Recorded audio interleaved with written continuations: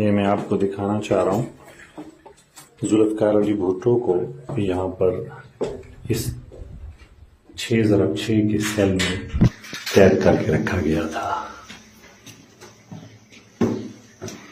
ये हवा का रास्ता है आने जाने का और ये सेल है।